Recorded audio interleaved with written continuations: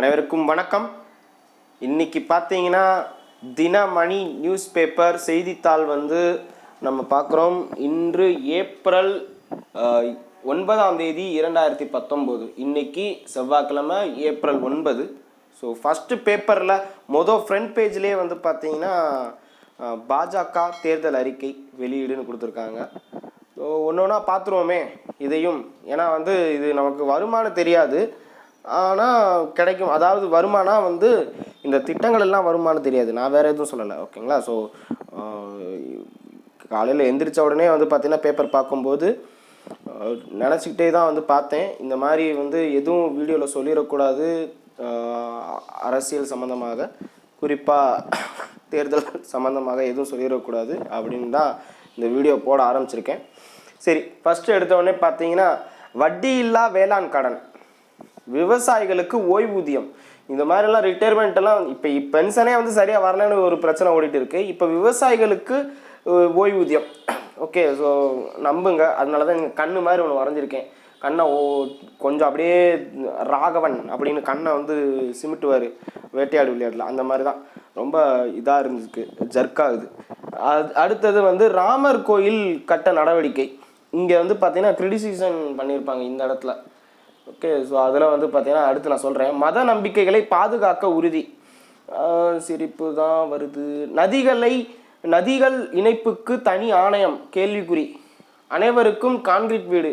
இது ஆல்ரெடி சொன்னது, இருந்தாலும் நான் ஓஎம்ஜி போட்டு வச்சுருக்கேன், ஓ மை காட் அப்படின்ட்டு. அடுத்து இங்கே பாருங்கள், இங்கே பார்த்தீங்கன்னா பெண்களுக்கு 33% இட ஒதுக்கீடு, அதுவும் நாடாளுமன்றத்தில். ஏன் இப்போயே கொண்டு வந்திருக்கலாம்.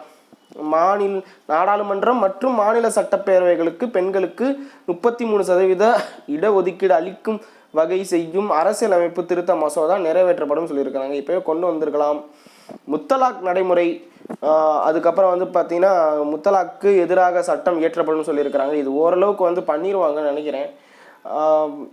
பழமையான பாரம்பரியத்தையும் நவீன வாழ்க்கை முறையும் ஒருங்கிணைக்கும் வகையில் பொது சிவில் சட்டம், ஓகேங்களா, யூனிஃபார்ம் சிவில் கோடு. இது நான் உங்களுக்கு கிளாஸ் எடுத்திருக்கேன். ஸோ ஏற்கனவே uniform what is mean by uniform civil கோட்னு உங்களுக்கு மெயின்ஸில் கொஸ்டின் வரலாம். ஸோ அதுக்காக தான் இதெல்லாம் நான் மறுபடியும் நான் பார்க்குறேன், ஓகேங்களா. ஸோ இதெல்லாம் உங்களுக்கு கொஸ்டின்ஸாக வர்றதுக்கான வாய்ப்புகள் அதிகம் உண்டு. ஸோ அதனால தான். சரி, அடுத்தது பார்த்தீங்கன்னா உங்களுக்கு காஷ்மீருக்கான சிறப்பு அந்தஸ்து ஆர்டிக்கிள் 370 பற்றி இங்கே பேசியிருக்காங்க, ஓகேங்களா. ஆர்டிக்கிள் 370 பற்றி பேசியிருக்கிறாங்க. அடுத்து பார்த்தீங்கன்னா என்ஆர்சி, இப்போ அஸ்ஸாம் அக்கார்டு இந்த மாதிரிலாம் உங்களுக்கு வந்திருக்கும், ஓகேங்களா. அதே சமயத்தில் இந்த என்ஆர்சி தான் உங்களுக்கு இந்தியா ஃபுல்லாக அதாவது நாட்டின் பல பகுதிகளிலும் அமல்படுத்தப்படும்னு சொல்லியிருக்கிறாங்க. அதுக்கப்புறம் பார்த்தீங்கன்னா புதிய தொழில் நிறுவனங்கள் ஊக்குவிக்கும் வகையில் 20,000 கோடிக்கு நிதி தொகுப்பு ஒன்று உருவாக்கப்படும் சொல்லியிருக்கிறாங்க. தூய்மை இந்தியா ஸ்வச் பாரத்தில் பார்த்தீங்கன்னா 100% தூய்மை இலக்கு ஏற்கனவே அக்டோபர் 2ஆம் தேதி 2019 சொல்லியிருக்காங்க. பட்டு இன்னும் வரல, அதனால தான் அக்டோபர் வரும்போது தெரிஞ்சிருக்கும். இப்போ அடுத்து பார்த்தீங்கன்னா சம் கிரிட்டிசைசேஷன், அதுவும் இங்கே நம்ம பார்த்துடலாம். ஏன்னா இது மட்டும் சொன்னால் கற்பதேஸ் பார்த்தீங்கன்னா பிஜேபியை சப்போர்ட் பண்ணதுன்னு நீங்கள் சொல்லிடுவீங்க. கிரிட்டிசைசேஷனும் பார்த்துடலாம். 2014ஆம் ஆண்டு அளித்த வாக்குறுதிகளை அப்படியே நகல் எடுத்து காப்பி ஜெராக்ஸ் போட்டிருக்கீங்க அப்படின்னு சொல்லி முடிச்சிட்டாரு. யார் அப்படின்னா காங்கிரஸோடைய எம்பி அகமது பட்டேல் அவர்கள். அடுத்து சீதாராம் யெச்சூரி மார்க்சிஸ்ட் கம்யூனிஸ்ட் பொதுச் செயலாளர். இவர் என்ன சொல்லியிருக்காருன்னா, ராமர் கோயில் கட்டப்படும் என்று கடந்த 30 ஆண்டுகளாக பாஜக உறுதியளிக்குதான், ஓகேங்களா. ஸோ வாக்குறுதி அளித்து வருகிறது 30 வருஷமா. இன்னும் மாறின பாடு இல்லை. பேச்சு மாறக்கூடாதுல்ல, ஒரே பேச்சு, அவ்வளோதான்.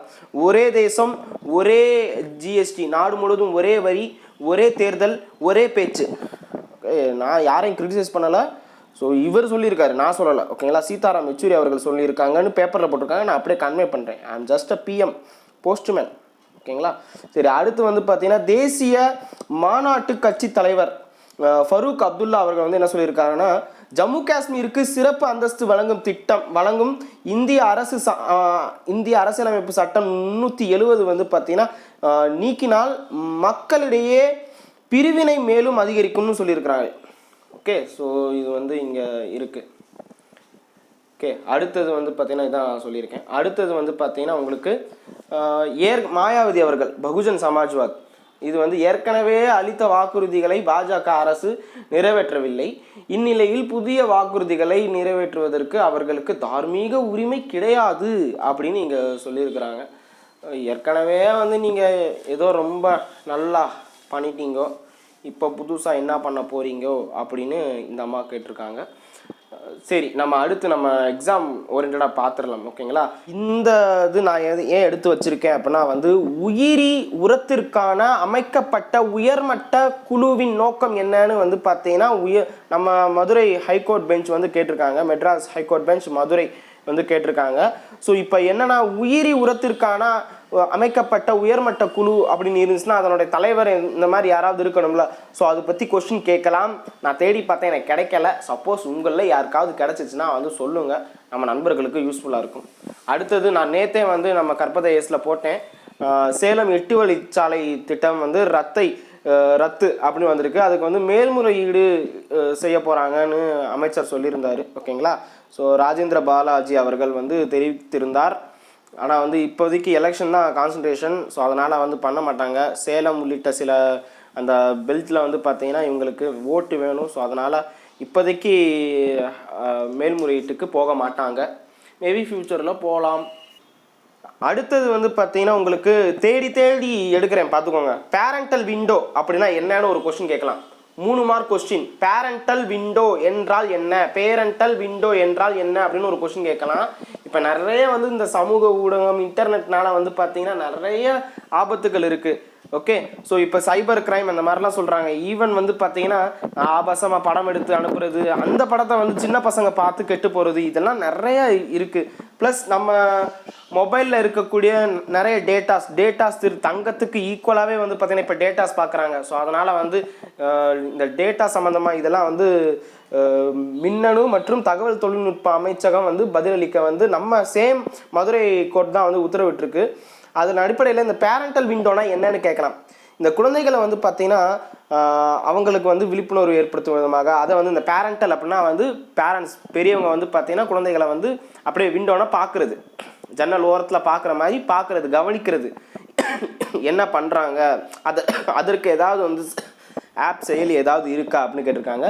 ஸோ ப்ளஸ் வந்து பார்த்தீங்கன்னா இங்கே கொடுத்துருக்காங்க பாருங்கள், பேரண்டல் விண்டோ மென்பொருள் குறித்து ஊடகங்களில் விழிப்புணர்வு ஏற்படுத்த உத்தரவு பிறப்பிக்க வேண்டும் அப்படின்னு குறிப்பிட்டிருக்காங்க. யாருக்குன்னு பார்த்துக்கோங்க. Reliance, Jio, Airtel, Vodafone, BSNL எல்லாத்துக்குமே பண்ணியிருக்கிறாங்க. ஏப்ரல் 23 வந்து பார்த்தீங்கன்னா இந்த வழக்கு வந்து ஒத்திவைக்கப்பட்டிருக்கு. ஸோ இணைய சேவை வழங்கும் ஓரிடம் வந்து இது வாடிக்கையாளர்களுக்கு வந்து பார்த்தீங்கன்னா பாதுகாப்பு கொடுக்கறது வந்து இவங்களுக்கு வந்து கடமை அப்படின்னு சொல்லப்பட்டிருக்கு. ஸோ கொஸ்டின்ஸ் கேட்கலாம். ஓகேங்களா? பேரண்டல் விண்டோனா என்ன அப்படின்னு. அடுத்தது வந்து பார்த்தீங்கன்னா நான் ஏற்கனவே சொல்லியிருக்கேன், குரூப் 1 முதன்மை தேர்வுக்கு வந்து சான்றிதழை வந்து பதிவேற்றம் வந்து அவகாசம் வந்து நீடிப்பு பண்ணியிருக்கிறாங்க. ஏப்ரல் 20 தான் வந்து லாஸ்ட் டேட்னு நான் உங்களுக்கு ஒரு வீடியோ போட்டிருந்தேன். இப்போ வந்து ஏப்ரல் 26ன்னு சொல்லியிருக்கிறாங்க. ஓகேங்களா? ஸோ அதான் மார்ச் 3 எக்ஸாம் நடந்துச்சு. ஏப்ரல் 3 வந்து பார்த்தீங்கன்னா ரிசல்ட் ரிலீஸ் பண்ணியிருக்காங்க. ஏப்ரல் 20 லாஸ்ட் டேட்னு சொன்னது ஏப்ரல் 26ன்னு மாற்றி அமைக்கப்பட்டிருக்கு. ஸோ டிஎன்பிஎஸ்சி அறிவிச்சிருக்காங்க, பார்த்துக்கோங்க. அடுத்தது வந்து பார்த்தீங்கன்னா சிலம்பொலி சு செல்லப்பன் இவருடைய உடல் வந்து தகனம் செய்யப்பட்டிருக்கு. இவரை பற்றி நம்ம டீட்டெயிலாகவே வந்து நேற்றைய வகுப்பில் நம்ம பார்த்தாச்சு. தினமணியில் வந்து நம்ம பார்த்தாச்சு. மறுபடியும் சொல்கிறேன், சிலம்பொலி அப்படின்னு யார் பேர் வச்சா இப்போ நான் கொஸ்டினாக கேட்குறேன். ஓகேங்களா? முடிஞ்சால் நீங்கள் கமெண்ட் பண்ணுங்கள். ஏன்னா நேற்று பார்த்துருக்கீங்களா இல்லையான்னு நீங்கள் தெரிஞ்சுக்கணும். சிலம்பொலி அப்படின்னு சு செல்லப்பன் அவர்களுக்கு வந்து பார்த்தீங்கன்னா பெயர் வைத்தது யார் அப்படின்னு ஒரு கொஸ்டின். ஸோ பதில் சொல்லுங்க. அவருக்கும் வந்து ஒரு புனை பெயர் இருக்கு. ஓகேங்களா? பெயர் வச்சவருக்கும் ஒரு புனை பெயர் இருக்கு. நிறைய தடவை டிஎன்பிஎஸ்சியில் தமிழில் வந்து கொஸ்டின் கேட்டிருக்காங்க. உங்களுக்கு ஒரு கொஸ்டின் அகைன் சொல்கிறேன். சு செல்லப்பன் அவர்கள் வந்து பார்த்தீங்கன்னா சிலப்பதிகாரம் உள்ளிட்ட நிறைய இது வந்து சொற்பொழிவு ஆற்றுவார். ஸோ அதன் காரணமாக 1953 அன்னைக்கு நான் இப்போ மறைச்சிட்டேன். ஓகேங்களா? ஏன்னா ஆன்சர் இருக்குது. அப்போ வந்து பார்த்தீங்கன்னா டக்குன்னு இவருடைய சொற்பொழிவை வந்து கேட்ட அவர் வந்து பார்த்தீங்கன்னா இவருக்கு சிலம்பொலின்னு பேர் வச்சார். யார் அந்த நபர், யாருன்னு தெரியும்னா கமெண்ட் பண்ணுங்க. அடுத்தது பார்த்தீங்கன்னா உங்களுக்கு ஒரு முக்கியமானது வடக்கு இந்திய மாநிலங்களின் நிலவரம்னு ஒன்று கொடுத்துருக்காங்க. ஓகேங்களா? ஸோ இது ரொம்ப முக்கியம், ஸ்கிப் பண்ணாதீங்க. ஸோ அதுக்கு முன்னாடி நம்ம இதை பார்த்துடலாம். இங்கே பார்த்தீங்கன்னா வந்து பொறியாளர் செய்த தவறால் எனது பெயர் சமூக வலைத்தளங்களில் தவறாக தெர்மோகோல் ராஜு என்று பரவியது அமைச்சர் சொல்லியிருக்காரு. ஓ அப்படின்னு ஒரு பெரிய ஓ போட்டிருக்காங்க. ஓ போடு. ஓகே, நம்ம இதை பார்க்கலாம் இப்போ. ஓகேங்களா? ஸோ இது பார்க்குறது ரொம்ப முக்கியம். ஸோ ஜூம் அவுட் லைட்டாக பண்ணிக்கிறேன். ஓகே, ஸோ இங்கே பார்த்துக்கோங்க. நமது நாட்டை சீராக நிர்வாகம் செய்ய வசதியாக 1956 மாநில மறுசீரமைப்பு சட்டம் இயற்றப்பட்டு மொழிவாரி லிங்குஸ்டிக்காக வந்து பார்த்தீங்கன்னா ஸ்டேட்டை பிரிச்சிருக்கிறாங்க. மொத வந்த ஸ்டேட் உங்களுக்கு தெரியும் 56ல். ஓகேங்களா? ஸோ ஆந்திர பிரதேசம். இப்போ லாஸ்ட்டாக வந்த ஸ்டேட்டும் உங்களுக்கு தெரியும், தெலுங்கானா. ஓகே, ஸோ இந்த பிரிக்கப்பட்ட அப்போது இந்திய குடிமை பணி ஆட்சியாளர்களின், அதாவது சிவில் சர்வீஸ் IAS ஆஃபீஸர், அவங்களுக்கு நிர்வாகத்துக்காக 5 பிரதேசங்களாக பிரிக்கப்பட்டன. அவை என்னென்னு பார்த்துக்கோங்க. இதான் கொஸ்டின் கேட்பாங்க. வடக்கு இந்தியா, நார்த்து, வடக்கு இந்தியா, மேற்கு இந்தியா, மத்திய இந்தியா, கிழக்கு இந்தியா, தென்னிந்தியா. தென்னிந்தியாவில் எந்தெந்த மாநிலம் வரும், இந்த மாதிரிலாம் கொஸ்டின் கேட்பாங்க. கோவா தென்னிந்தியாவில் வருமா, இந்த மாதிரி கொஸ்டின் வந்து கேட்பாங்க. இவை அல்லாது 1971 தான், 56ல் 5ஆ பிரிச்சிருக்கிறாங்க. 71ல் தான் வந்து பார்த்தீங்கன்னா உங்களுக்கு வடகிழக்கு, நார்த் ஈஸ்ட் ஸ்டேட்டாக வந்து பிரிச்சிருக்காங்க. இந்த 7 சிஸ்டர் அந்த மாதிரிலாம் சொல்லுவாங்களா, அந்த மாதிரி பிரிச்சிருக்காங்க. ஓகேங்களா? சரி, இப்போ இன்னும் கொஞ்சம் ஜூம் இன் பண்ணி போய் பார்க்கலாம் என்ன புதுசாக வந்து கொடுத்துருக்காங்க அப்படின்ட்டு. கொஞ்சம் முக்கியம்தான் இது. ஸோ 29 மாநிலங்கள், 7 யூனியன் பிரதேசங்கள் நீங்கள் கொடுத்துருக்காங்களா, இந்த பாக்ஸ் ரொம்ப ரொம்ப முக்கியம். குரூப் 2 ப்ரிலிம்ஸ் எழுத போகிறீங்க, குரூப் 2A ப்ரிலிம்ஸ் எழுத போகிறீங்க, இல்லை இதுக்கப்புறம் குரூப் 1 மெயின்ஸில் இல்லைனா வந்து ப்ரிலிம்ஸ் எழுத போகிறீங்க. அப்போ வந்து பார்த்தீங்கன்னா இது கேட்பாங்க. ஸோ அதான் எழுதிக்கோங்க. நான் கொஞ்சம் உங்களுக்கு தெரியுதுன்னு நினைக்கிறேன் கிளியராக. சரி, 29 மாநிலங்கள், 7 யூனியன் பிரதேசம்னு உங்களுக்கு தெரியும். இந்தியாவில் உள்ள மாநிலங்கள் மற்றும் யூனியன் பிரதேசங்களுடைய விவரம் என்னன்னு பார்த்துருங்க. வடக்கு இந்தியாவில் எது இருக்குது, இதாங்க வடக்கு இந்தியா. இங்கே பார்த்தீங்கன்னா எடுத்தோடனே ஒரு ஃபோட்டோ, இந்தியாவில் வந்து ஒரு ஃபோட்டோ பார்த்தீங்களா, இங்கே இருக்கா ஒரு இந்தியா அப்படின்னு ஒரு ஃபோட்டோ. இதுதான் வடக்கு இந்தியா. ஓகே, ஸோ இப்போ பாருங்கள், ஜம்மு காஷ்மீர், பஞ்சாப், ஹரியானா, ஹிமாச்சல பிரதேசம், ராஜஸ்தான். சொல்லிட்டு வாங்க. ஜம்மு காஷ்மீர் எழுதும் போதே சொல்லிட்டு எழுதுங்க, அப்போ தான் வந்து மைண்டில் ஃபிக்ஸ் ஆகும். ஜம்மு காஷ்மீர், பஞ்சாப், ஹரியானா, ஹிமாச்சல் பிரதேசம், ராஜஸ்தான். இங்கே வந்து பார்த்தீங்கன்னா யூனியன் பிரதேசம் ஒன்று இருக்குது. அது என்ன அப்படின்னா வந்து சண்டிகர், 2 மாநிலத்துக்கும் சேர்ந்தது. சண்டிகர் வந்து பார்த்தீங்கன்னா 2 மாநிலத்துக்கும் சேர்ந்தது, பஞ்சாப் மற்றும் ஹரியானாவுக்கு. அடுத்து வந்து பார்த்தீங்கன்னா டெல்லி வந்து பார்த்தீங்கன்னா நம்ம இந்தியாவுடைய தலைநகர். அதனால் நேஷ்னல் கேபிட்டல் ரீஜியன்னு சொல்லுவாங்க, NCRன்னு. இதுவும் ஒரு யூனியன் பிரதேசம் தான், NCRன்னு சொல்லுவாங்க. ப்ளஸ் வந்து இந்தியாவிலேயே யூனியன் பிரதேசம் இருக்கக்கூடிய இடத்துல வந்து பார்த்தீங்கன்னா ஹைகோர்ட் இருக்கிற ஒரே யூனியன் பிரதேசம் டெல்லி தான், புது டெல்லி தான். ஓகேங்களா? சரி, அடுத்தது வந்து மேற்கு இந்தியாவில் எது இருக்குது, கோவா. நல்லா ஞாபகம் வச்சுக்கோங்க, கோவா மேற்கு இந்தியாவில் இருக்குது. அடுத்து குஜராத், மகாராஷ்டிரா. தென்னிந்தியாவில் இல்லை. ஓகேங்களா? கோவா இல்லை, கோவா வந்து மேற்கு இந்தியாவில் இருக்குது.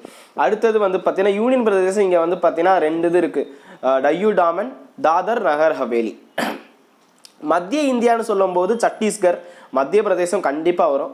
உத்தரகண்ட், உத்தரப்பிரதேசம் மத்திய இந்தியாவில். இதுதான் வந்து ஹிந்தி பெல்ட்டுனே சொல்லுவாங்க.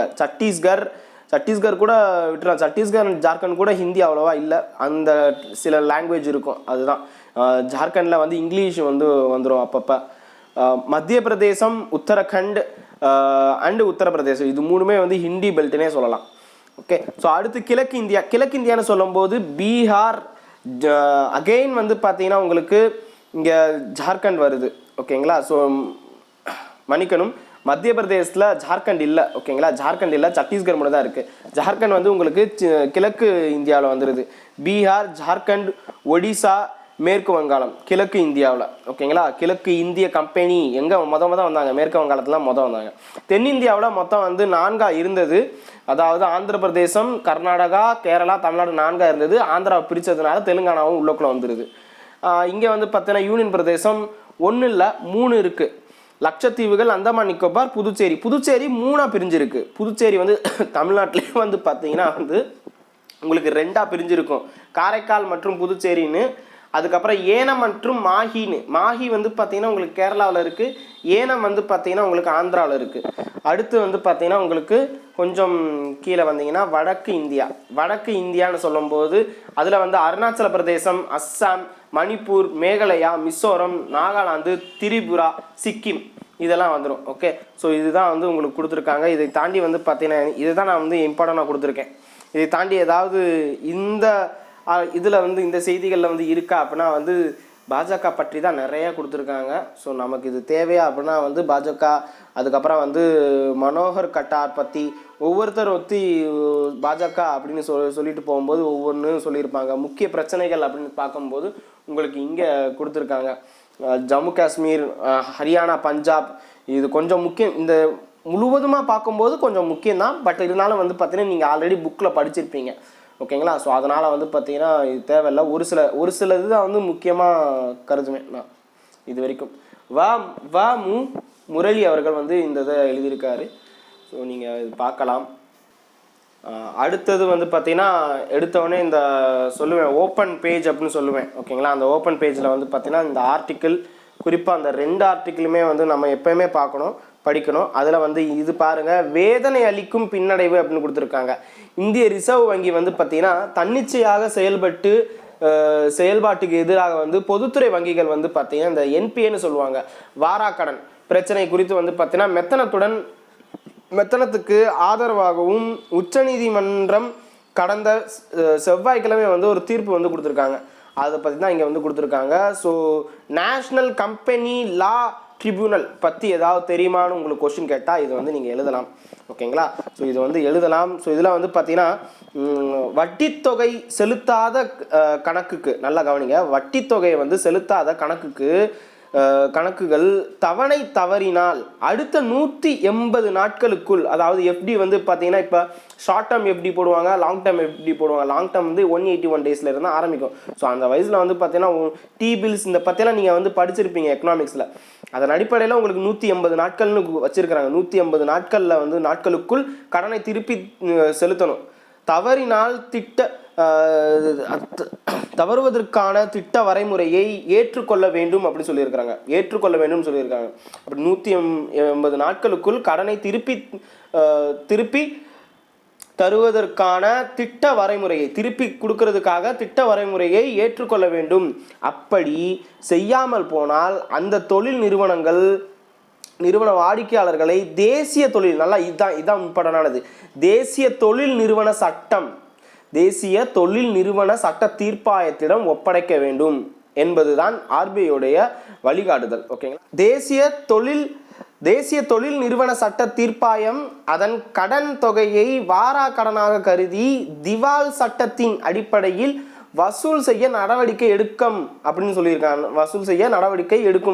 அப்படின்னு சொல்லியிருக்காங்க. இதுல வாரா கடன் பட்டியலுக்கு தள்ளப்பட்டிருக்கும் எரிசக்தி துறை உள்ளிட்ட சில துறையை சார்ந்த நிறுவனங்கள் உச்சநீதிமன்றத்தை வந்து அணுகியிருக்கு. அதில் வந்து பார்த்தீங்கன்னா நிலக்கரி அல்லது எரிவாயு பற்றாக்குறை, மின்சார பகிர்வு நிறுவனங்கள் வந்து பார்த்தீங்கன்னா பணம் தராமல் போனது உள்ளிட்ட தங்களையும் மீறிய காரணங்களால தான் வந்து பார்த்தீங்கன்னா வங்கிகளுக்கு பெற்ற கடனுக்கு வட்டியும் வந்து செலுத்த முடியல, அசலும் செலுத்த முடியல, கடனை வந்து திருப்பி கொடுக்க முடியல. ஸோ இதனால் வந்து பார்த்தீங்கன்னா இந்த நிறுவனங்கள் வந்து திவால் சட்டத்தின் அடிப்படையில் வந்து முற்படுவது வந்து பார்த்தீங்கன்னா ரொம்ப ரொம்ப தப்பான ஒரு விஷயம் அப்படின்னு உச்சநீதிமன்றத்தில் வந்து அவர்கள் வந்து முறையிட்டிருக்காங்க. ஸோ இது பற்றி தான் வந்து ஃபுல்லாக இங்கே கொடுத்துருக்காங்க. இந்த ஆர்டிக்கிள் வந்து ஒரு தடவை கண்டிப்பாக படிக்க வேண்டி இருக்கும். எக்கனாமிக்ஸ் பேஸில் வந்து பார்த்தீங்கன்னா உங்களுக்கு கொஸ்டின் கேட்கலாம். அதுக்கு அடுத்து வந்து பார்த்தீங்கன்னா உங்களுக்கு இங்கே ஒரு குறிப்பிட்ட ஒரு ஆர்டிக்கிள். ஸோ இது வந்து ஒரு தடவை பாருங்கள். இனிய உளவாக இல்லாத கூறல் கனி இருப்ப காய் கவர்ந்தற்று அப்படின்னு உங்களுக்கு வரும். ஸோ இதில் வந்து ஃபுல்லாக வந்து இந்த இடத்துல நான் சொல்ல வரலை. ஸோ இதனுடைய மையம் அப்படின்னு பார்க்கும்போது எது அப்படின்னு நம்ம பார்க்கணும். ஸோ இதில் வந்து சமீபத்தில் வந்து சில விஷயங்கள் பார்த்துருக்காங்க. ஸோ அது வந்து வேதனைக்குரியதாக இருந்திருக்கு. அதில் வந்து பார்த்தீங்கன்னா என்ன அப்படின்னா வந்து 2 இளைஞர்கள் வந்து வாய் சண்டை போட்டுட்டு இருந்தாங்க, அதில் திட்டிக்கிட்டு இருந்தாங்க. அதை பற்றி தான் வந்து இருக்குது. ஓகேங்களா? பள்ளி மாணவர்கள் இது சம்மந்தமாக இருக்குது. ஜஸ்ட்டு ஒரு தடவை படிக்கலாம். ஆனால் இந்த இது வந்து நமக்கு முக்கியம். ஓகேங்களா? நம்ம இதுலேயும் வந்து தேவைப்படும், எல்லாருக்குமே தேவைப்பட வேண்டிய ஒரு விஷயம். நம் வாழ்க்கையில் வந்து 3 விஷயங்களை வந்து திரும்பி பார்க்க முடியாதுன்னு சொல்லியிருக்கிறாங்க. என்னென்ன அப்படின்னா வந்து பேசிய வார்த்தை, கடந்த கால வாழ்க்கை, நழுவ விட்ட நல்ல வாய்ப்புகள் நீங்கள் விடக்கூடாது. மெயின்ஸ் தேர்வாக இருக்கிறவங்க அதை யூஸ் பண்ணிக்கோங்க, ரொம்ப ரொம்ப முக்கியம். ஓகே. ஸோ அதே சமயத்தில் கோவப்படாதீங்க. கோவப்பட்டு வரும்போது வார்த்தைகள் வந்து பார்த்திங்கன்னா ரொம்ப வேற மாதிரி இருக்கும். ஸோ அதனால் கோவப்படாமல் நிதானத்தோடு இருங்க. எப்போவுமே நியூட்ரலாக இருக்க கற்றுக்கோங்கன்னு இங்கே கொடுத்துருக்காங்க. ஒரு நல்ல ஆர்டிக்கிள் எக்ஸாமுக்கு யூஸ் ஆகுதோ இல்லையோ ஒரு மோட்டிவேஷனாகவும் இது இருக்குது. அடுத்ததும் வந்து எக்கனாமிக்ஸ் சம்மந்தமாக தான். இந்தியாவின் மொத்த உள்நாட்டு உற்பத்தி, ஓகேங்களா, அந்த நம்ம ஜிடிபி, என்டிபி, அதே சமயத்தில் வந்து பார்த்திங்கன்னா ஜிஎன்பி, என்என்பி இந்த மாதிரிலாம் நம்ம பார்த்துருப்போம் எக்கனாமிக்ஸில். அதன் அடிப்படையில் இங்கே மொத்த உள்நாட்டு உற்பத்தியில் கிராஸ் டொமஸ்டிக் ப்ராடக்டில் வந்து பார்த்தீங்கன்னா 7.5% வந்து இன்க்ரீஸ் ஆகிருக்கும் அப்படின்ட்டு வேர்ல்டு பேங்க் சொல்லியிருக்கு. ஓகேங்களா, வேர்ல்டு பேங்க் சொல்லியிருக்கு. ஸோ நம்ம கொஞ்சம் இன்டெப்த்தாக உள்ளே போய் பார்க்கணும். ஸோ அதன் அடிப்படையில் வந்து பார்த்தீங்கன்னா இந்தியாவின் மொத்த உள்நாட்டு உற்பத்தி வந்து 2019 20 வரைக்குமே வந்து பார்த்திங்கன்னா இந்த ஃபினான்ஷியல் இயரில் நிதியாண்டில் 7.5% அளவுக்கு உயரும் அப்படின்னு சொல்லியிருக்கிறாங்க. குறிப்பாக தெற்காசியா, அதாவது சவுத் ஏசியா மற்றும் அதனுடைய சமீபத்திய அறிக்கையின்படி பார்த்தீங்கன்னா 3 காலாண்டுகளில் குவார்ட்டர்லி 3 குவார்ட்டர்லியில் வந்து பார்க்கும்போது இந்தியாவுடைய வளர்ச்சி வந்து பார்த்திங்கன்னா பரவலான அளவில் வந்து இருக்குது, சீரான வளர்ச்சி இருக்குதுன்னு சொல்லியிருக்கிறாங்க. தொழில்துறை வளர்ச்சி வந்து பார்த்தீங்கன்னா உங்களுக்கு 7.9%ன்னு சொல்லியிருக்கிறாங்க. அதே வேளையில் வந்து பார்த்தீங்கன்னா இங்கே பாருங்கள், வேளாண் துறை வளர்ச்சி வந்து பார்த்தீங்கன்னா 4% இருக்கும்னு சொல்லியிருக்கிறாங்க. ஸோ அதுக்கப்புறம் வந்து பார்த்தீங்கன்னா இங்கே டேரெக்டாக இங்கே வந்துடுங்க. ஒன் ரீட் நீங்கள் பார்த்துக்கிட்டே ஒன் ரீட் விட்டுட்டு இங்கே வாங்க, ஓகேங்களா. ஸோ 2019 20 அப்படின்னு பார்க்கும்போது 7.5% வந்து உயரும்னு சொல்லியிருக்கிறாங்க மொத்த உள்நாட்டு உற்பத்தி, ஓகேங்களா. 7.5 உயரும்னு சொல்லியிருக்கிறாங்க. அதே உயரும் என்று எதிர்பார்க்கப்படுகிறது.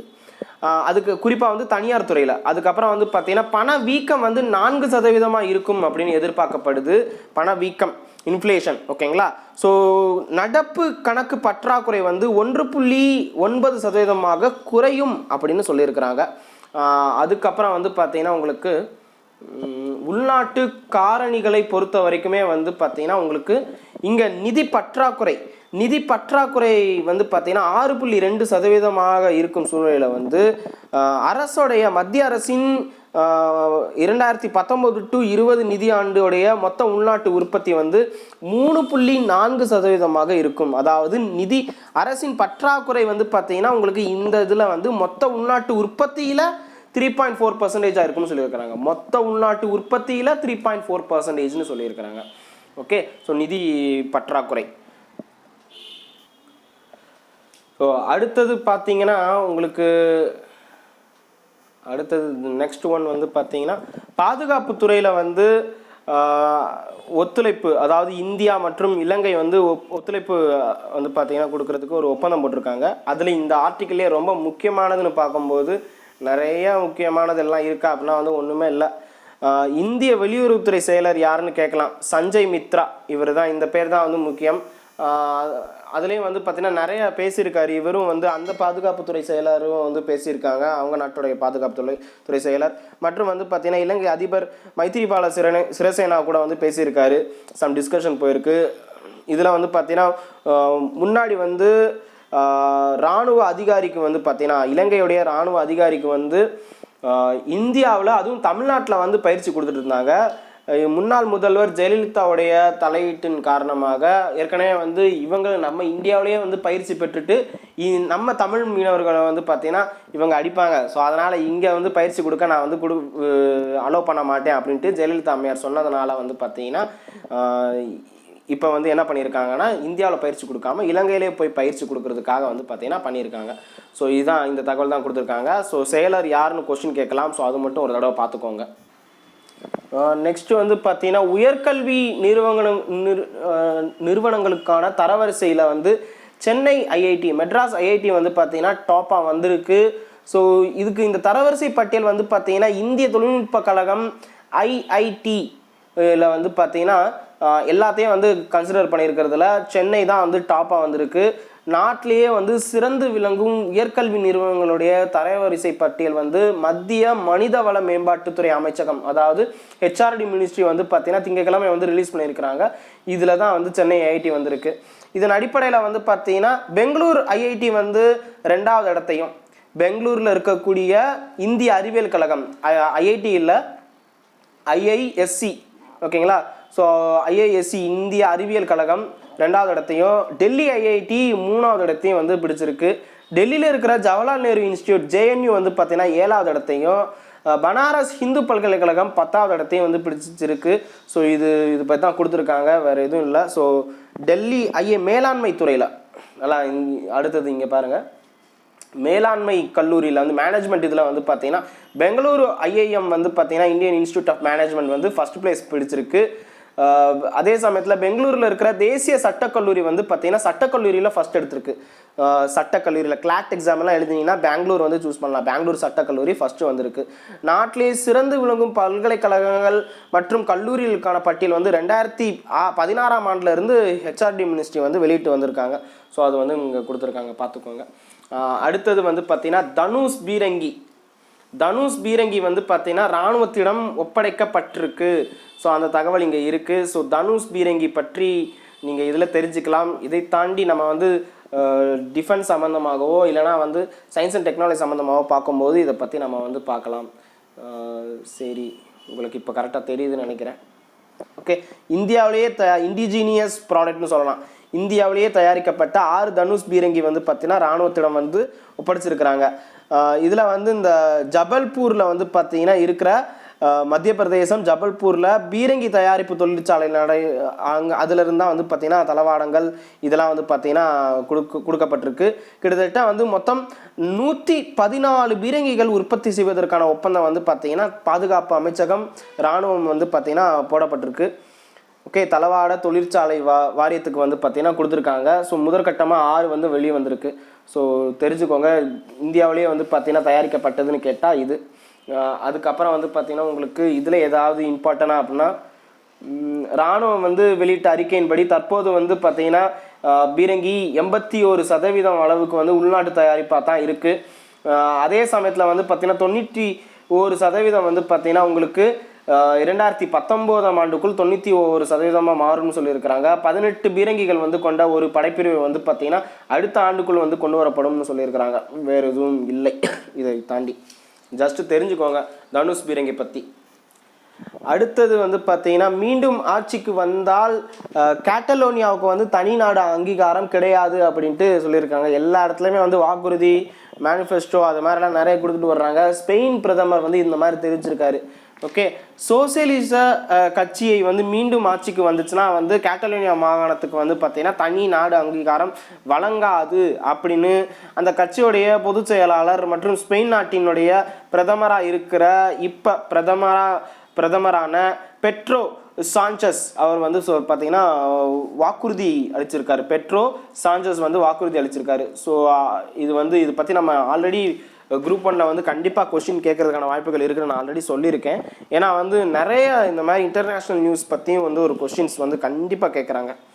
சரி, அடுத்து வந்து பார்த்தீங்க அப்படின்னா வந்து அகெயின் ஒரு சர்வதேசம் அப்படின்னு பார்க்கும்போது நேபாளில் வந்து நிறைய வன்முறைகள் வந்து வன்முறைகள் இந்த மாதிரிலாம் போயிட்டு இருக்குது. ஏன் அப்படின்னா வந்து நேபாளத்தை வந்து மீண்டும் ஹிந்து நாடாக அறிவிக்க வேண்டும்னு சொல்லியிருக்கிறாங்க. இப்போ வந்து பார்த்தீங்கன்னா ஒரு செக்குலர் கண்ட்ரியாக மதசார்பற்ற நாடாக வந்து இருக்குது. ஓகேங்களா, நேபாளம் வந்து பார்த்தீங்கன்னா மத சார்பற்றதாக இருக்குது. இப்போ மறுபடியும் வந்து ஹிந்து கண்ட்ரியாக வந்து கொண்டு வாங்க அப்படின்னு சொல்லிட்டு நிறைய இடத்துல நடந்துக்கிட்டு இருக்கான் பிரச்சனை. அடுத்தது பார்த்தீங்கன்னா தமிழ் திசையில் வந்து பார்த்தீங்கன்னா இந்த பொது அறிவுன்னு ஒன்று கொடுத்துருப்பாங்க. அதில் இந்திய பழங்குடி மொழிகள் அதில் வந்து சந்தாலி வந்து ஜார்க்கண்ட், அஸ்ஸாம், ஒடிசா, திரிபுராவில் வந்து பேசுகிறாங்கன்னு இங்கே கொடுத்துருக்காங்க. இது வந்து பார்த்தீங்கன்னா 8th ஸ்கெடியூலில் வந்து சேர்க்கப்பட்ட ஒரு மொழி. ரொம்பவும் முக்கியமானது. உங்களுக்கு எந்த அமெண்ட்மெண்ட்டில் சேர்த்தாங்க, எப்போ சேர்த்தாங்க, எந்த வருடம், இந்த மாதிரி கொஸ்டின் நிறைய வரும். ஸோ நான் நிறைய தடவை சொல்லியிருக்கேனும் கூட உங்களுக்கு. அடுத்தது தமிழ் ஹிந்துவில் வந்து பார்த்திங்கன்னா மெயின் ஆர்டிக்கிள் பழந்தமிழ் இலக்கியத்தின் பிரச்சாரகர் அப்படின்னு சிலம்பொலி செல்லப்பன் பற்றி கொடுத்துருக்காங்க. நான் ஆல்ரெடி இதை பற்றி சொல்லியிருக்கேன், நிறைய சொல்லியாச்சு. த ஹிந்து தமிழ்லேயே அடுத்து வந்து இந்த ராஜராஜ சோழன் பற்றி சில திருத்தங்கள் அப்படின்னு கொடுத்துருக்காங்க. ஏன்னா ஆல்ரெடி வந்த ஆர்டிக்கிளில் சில பிழைகள் வந்து விடப்பட்டிருக்கு. அதை பற்றி தான் வந்து இங்கே கொடுத்துருக்காங்க. ராஜராஜனின் அண்ணன் வந்து பார்த்தீங்கன்னா யார், அவருடைய மகள்கள் எத்தனை பேர் இருக்கிறாங்க, அதுக்கப்புறம் வந்து பார்த்தீங்கன்னா இந்த மாதிரியான தகவல் தான். ஓவியங்கள் வந்து பற்றி கேட்டிருக்காங்க, ஓவியங்கள் என்ன அப்படின்னு. ஸோ ரொம்ப நல்ல ஒரு தகவல். அடுத்தது வந்து பார்த்தீங்கன்னா 5G நெட்வொர்க் பற்றி ஒரு தகவல். அது என்னென்னா வந்து யார் ஃபஸ்ட்டு வந்து 5G வந்து சர்வீஸ் கொடுக்க போகிறா அப்படின்னு. அமெரிக்கா வந்து பார்த்தீங்கன்னா கொடுக்க பண்ணிச்சு. அதுலேயும் குறிப்பாக வந்து பார்த்தீங்கன்னா ஏப்ரல் 3ஆம் தேதி 5G சேவையை வந்து பார்த்தீங்கன்னா அமெரிக்காவில் வெரிசான் டெலிகாம் வந்து பார்த்தீங்கன்னா சிக்காகோ, மினியாபோலிஸ் இந்த பகுதிகளை வந்து கொடுத்தாங்க. ஆனால் அதற்கு 2 மணி நேரம் முன்னாடியே வந்து பார்த்தீங்கன்னா தென்கொரியாவில் வந்து பார்த்தீங்கன்னா அறிமுகம் செய்யப்பட்டிருக்கு. ஸோ அதை பற்றி தான் இங்கே கொடுத்துருக்காங்க. நீங்கள் பார்த்து தெரிஞ்சுக்கோங்க. உங்களுக்கு கொஸ்டின் வந்து கேட்கலாம், 5G வந்து அறிமுகப்படுத்திய நாடு எது அப்படின்ட்டு. இதில் வந்து பார்த்தீங்கன்னா தென்கொரியாவில் எஸ்கே டெலிகாம், கேடி, எல்ஜி, யூப்ளஸ் இந்த மூன்றும் இணைந்து வந்து பார்த்தீங்கன்னா 5G சேவையை வந்து கொடுத்துருக்காங்க. அடுத்தது வந்து பார்த்தீங்கன்னா இஸ்ரோ அண்டு DRDO இணைந்து வந்து பார்த்தீங்கன்னா மின்னணு நுண்ணறிவை செயற்கைக்கோள் வந்து பார்த்தீங்கன்னா அனுப்பிச்சிருக்காங்க. அது இப்போ வந்து எமிசாட் C-45 ஏவுகணை மூலியமாக வெற்றிகரமாக செலுத்தப்பட்டு இருக்கு. அவ்வளவுதான் இன்னைக்கு தகவல். இது வந்து நீங்கள் பார்க்குறது பாஜக கூட்டணி ஆட்சி அமைக்கும் அப்படின்ட்டு ஒரு சர்வே சொல்லியிருக்காங்க. ஸோ அதை தவிர்த்து வேறு எதுவுமே இல்லை. ஸோ கற்பது ஏஎஸில் தொடர்ந்து பார்த்துட்டு வாங்க. உங்களுக்கான வீடியோ தொடர்ந்து வந்துக்கிட்டு இருக்கும். நன்றி, வணக்கம். நாளை நமதே. ஜெயஹிந்த். கற்பது IAS, கற்பிப்பது நாங்கள் அல்ல, நாம் தமிழ் மொழி.